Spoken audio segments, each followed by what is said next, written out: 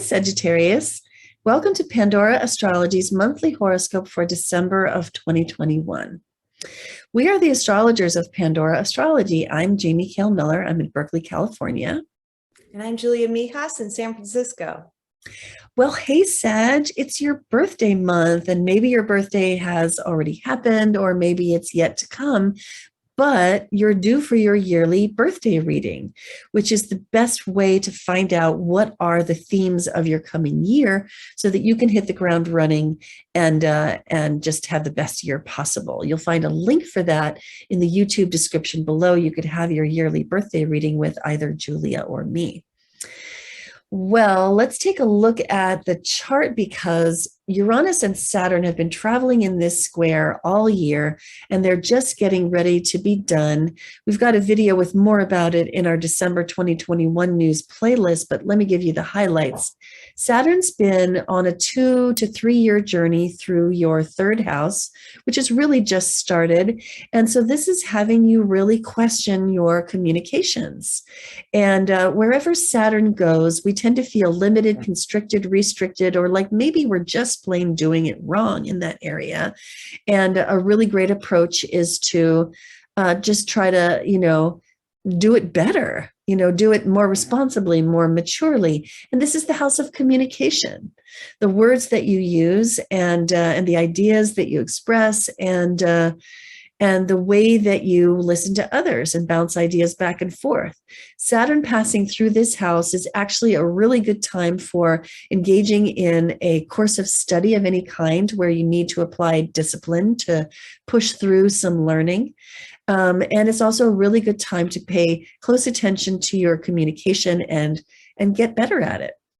Meanwhile, Uranus has been on a 7-year journey along your 6th house, which is the house of the job and the job environment. Also the house of organization and the systems that make life run, whether personally or professionally.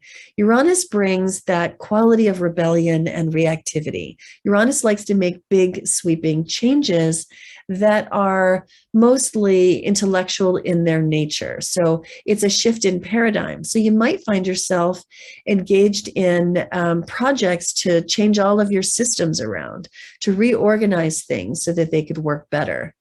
Uranus and Saturn have been duking it out in a square all year.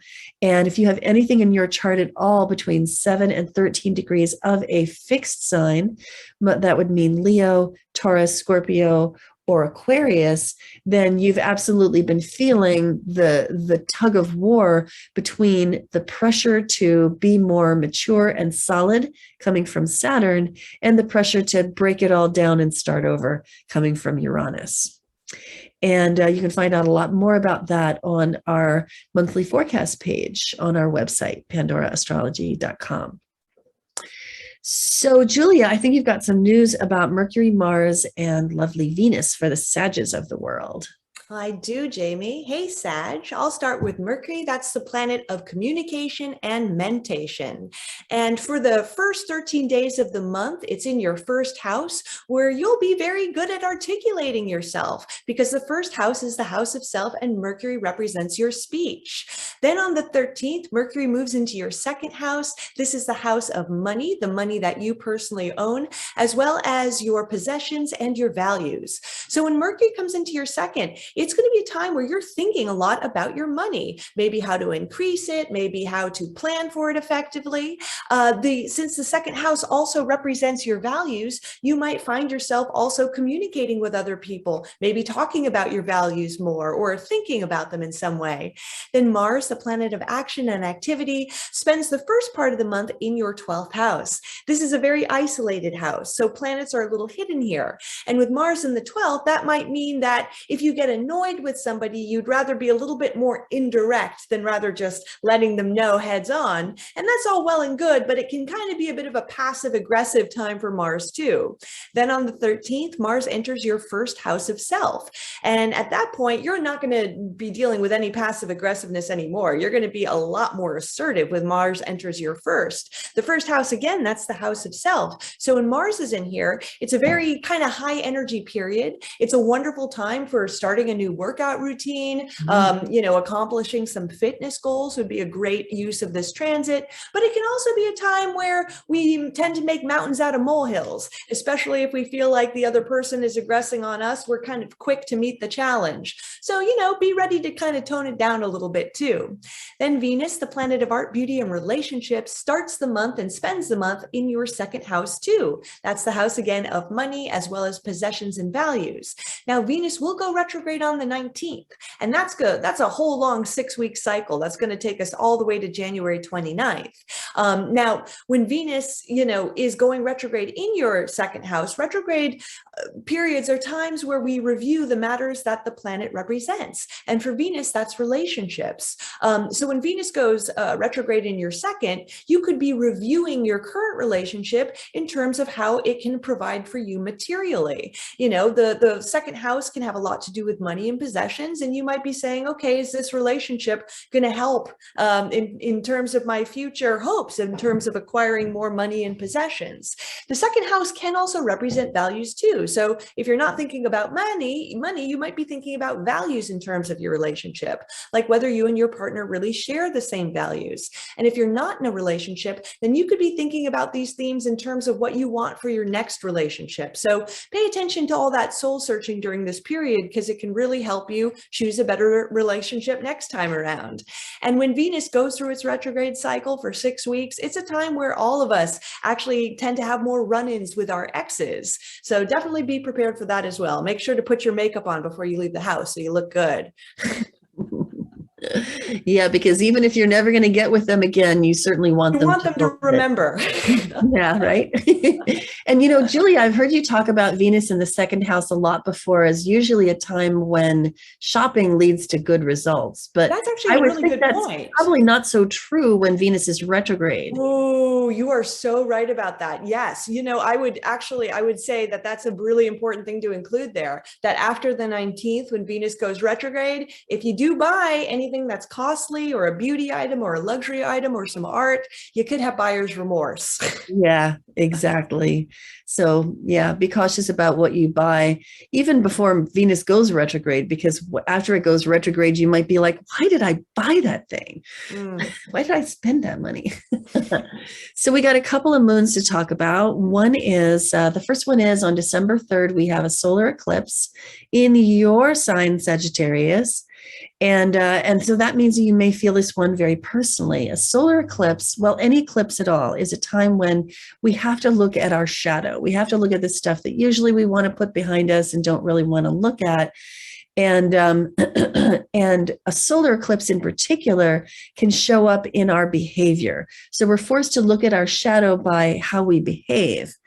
And so, during the eclipse around the 3rd, definitely watch out in terms of what you're doing. What are you modeling? What are you showing the world in terms of your behavior? Is it a reflection of what you really believe? And if it's actually you showing your shadow, did you really want to do that behavior? So we're calling this one Heal Breaches by How You Act on Your Beliefs. And the word beliefs really comes up a lot for Sagittarius, because Sagittarius is about the worldview. How do you see the world in terms of a bigger picture? And how do you make sense of it and find meaning in it? So, and this particular eclipse is really complicated. It's got a lot of stress embedded in it. So you might find yourself pressured to show some kind of behavior that is a reflection of beliefs that maybe once you see that behavior, you realize you're not actually committed to that belief. Now, if you want to persuade people of your beliefs, the second moon this month is a much better time to actually succeed at that. And that comes later in the month on the 18th. Yep, the 18th, when the moon appears in Gemini in the 7th house opposite the sun here in the 1st house.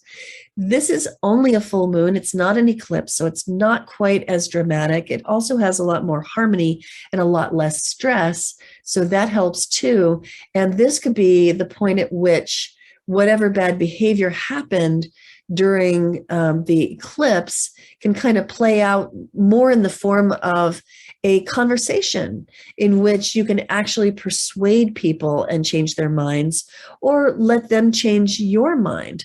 We're calling this one Broadened Minds Gain Bigger Hearts, because these could be some expansive conversations that are just a lot more smooth and less combative than earlier in the month. So you might save your conversations for the second moon this month, and not so much the first.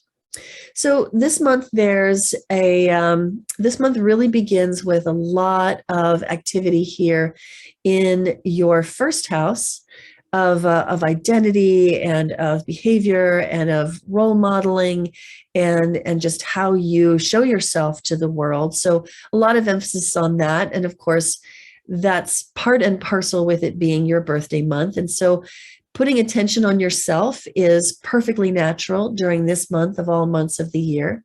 As the month goes on, the sun, which is the spotlight of attention, moves on into your second house, which is a completely different arena. And you can see that there's a large gathering of planets there, bringing the emphasis to the realm of money and finance, also your body and being a good steward of it, and your health and your diet as well. So as the sun moves into this house, you may find that you want to put more attention on these things, and it's good and right to do so because the sun represents the spotlight of attention. And whatever you put your attention on grows. So your money can grow by putting good attention on it in the second half of this month. Well, that's what we have for you today, Sag. Hope you enjoyed it.